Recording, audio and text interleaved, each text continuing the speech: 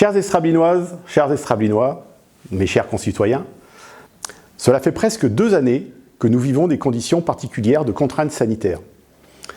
En plusieurs semaines, la situation sanitaire s'est dégradée avec l'apparition d'une 5e vague et d'un nouveau variant. Les experts s'accordent à dire que cette vague sera plus longue et les mesures de protection de la population se renforcent progressivement. Notre système de santé étant déjà fortement sous tension, l'ensemble de l'équipe municipale ne souhaite pas créer les conditions favorables à l'aggravation de la situation sanitaire. C'est ainsi que nous avons pris la décision d'annuler cette année encore la cérémonie des vœux, comme la plupart des maires des communes de notre agglomération. Cette mesure est simplement dictée par la nécessité d'éviter les rassemblements et ainsi protéger chacun d'entre vous.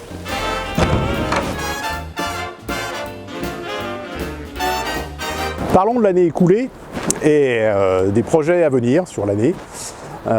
Pour cela, je vous propose une promenade dans les rues d'Estrablin et dans les lieux remarquables.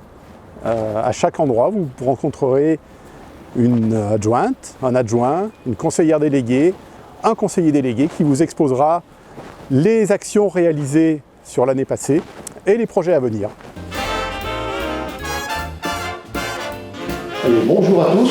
Déjà, vous êtes ici donc dans l'école, les écoles d'Estrablin qui ont été entièrement refaites de la maternelle jusqu'à la primaire pour un montant approximativement de 2,5 millions.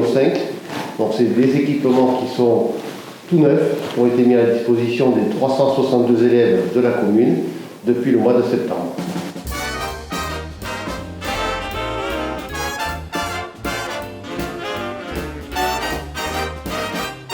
Nous avons un budget entretien voirie pour la commune de 100 000 € subventionné par Vienne Condrieu Agglomération qui nous permet chaque année d'entretenir les voiries communales hors route départementale.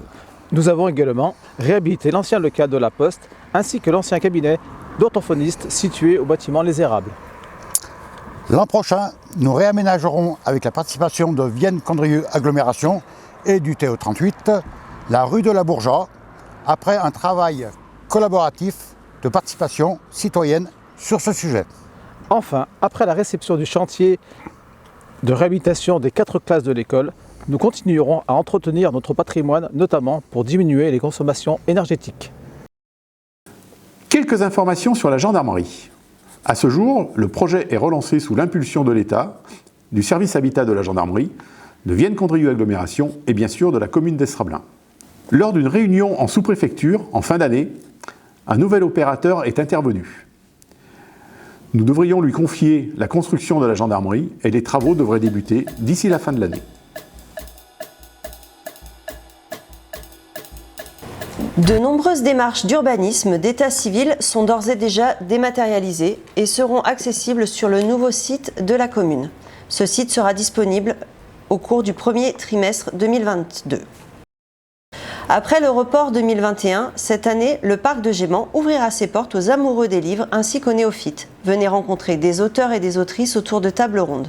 Un concours de nouvelles est mis en place. Vous retrouverez les modalités de participation dans le prochain bulletin municipal. Cette année, la commune accueillera le Festival de l'humour avec le spectacle d'Olivier Ponceau. S'inspirant de la longue tradition des universités populaires en France, l'UPOP permet à chacun d'accéder à des connaissances sans aucune barrière, sans distinction d'âge ou de niveau d'études, sans adhésion ni inscription. Vous pourrez retrouver le programme sur le site, les réseaux sociaux et le bulletin municipal.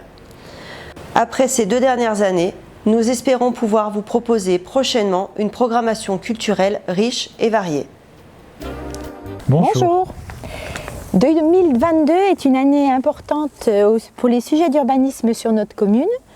Dès le 1er janvier, la dématérialisation des documents d'urbanisme est effective. Voulue par l'État, elle nécessite des adaptations et un travail conséquent de la part des agents et des services d'urbanisme de la commune, comme de Vienne Condrieu Agglomération, qui en a la compétence. Elle transforme aussi les pratiques de chacun pour les dépôts de permis de construire et de déclarations préalables. Par ailleurs, après 2 ans de fonctionnement, la commission d'urbanisme a fait le choix de mettre en place la modification du plan local d'urbanisme. Nous vous tiendrons au courant de nos avancées et de nos projets au cours de cette année. Au quotidien, vous découvrirez l'avancée de 2 grands projets, héritage du mandat précédent. Le premier au début du village, le Clos du Parc, et le second au bout du village, à l'est, le Jardin des Dames. Vous aurez aussi l'occasion de voir les nombreuses nouvelles constructions liées aux demandes individuelles, souvent issues de divisions de terrain. La commission environnement vous proposera tout au long de l'année des rencontres et des actions tout publiques. Les demi-journées rivières, nettoyage de la commune, mais aussi la journée de l'environnement. Enfin, nous comptons sur la population pour une opération de plantation de haies à l'espace naturel sensible de la Merlière. C'est un lieu qu'on compte bien rendre plus accessible et qu'on souhaite vous faire découvrir. Deuxième instance participative mise en place cette année avec le Conseil des Sages. Le Conseil des Sages est une assemblée d'une dizaine de personnes représentatives des habitants d'Estrablin. Leur premier sujet de travail a été le sujet sensible du civisme et des incivilités dans notre commune, avec un rendu qui nous a été fait fin décembre. Nous travaillerons encore ensemble l'année prochaine, bien sûr, pour la mise en place de certaines de leurs propositions. Bonjour, étant donné que j'ai fait partie de CCS de Estrablin, je tiens tout d'abord à remercier les élus et puis des bénévoles qui font un travail considérable pendant toute cette dernière année. Vu pandémie, nous avons été très actifs, nous avons aidé les gens à se sentir quand même moins seuls, des gens en difficulté, que ce soit financier et moral. Donc nous avons fait en sorte que l'assistance sociale elle arrive sur notre commune parce que nous n'arrivons pas à gérer tous les problèmes et par discrétion de nos citoyens, nous avons pu arriver à avoir une assistance sociale.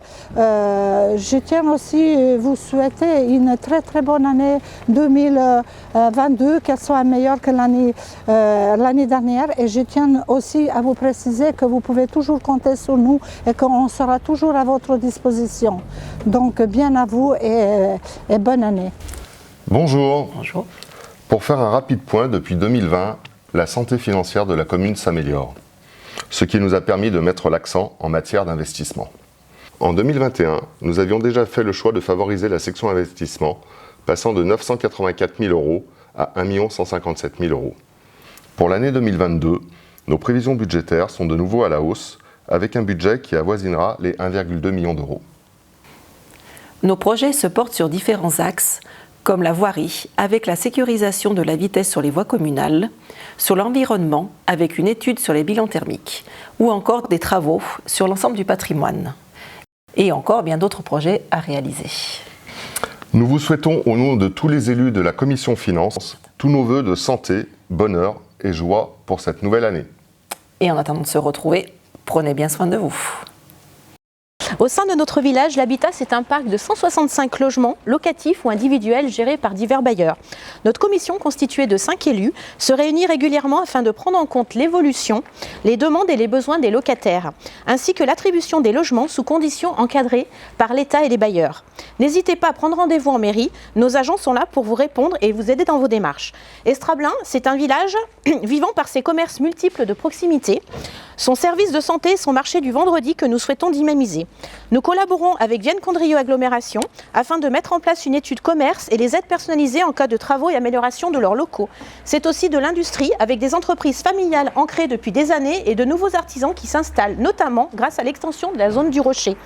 Afin de créer un échange avec tous ces acteurs économiques, nous allons proposer un café des entrepreneurs par trimestre.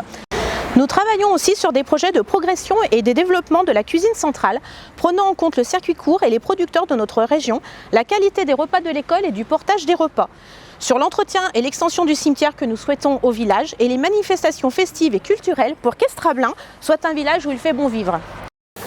Une pensée particulière pour notre milieu associatif qui a vécu 2 années particulièrement difficiles et qui est le ciment de la vie active et sociale à Estrablin.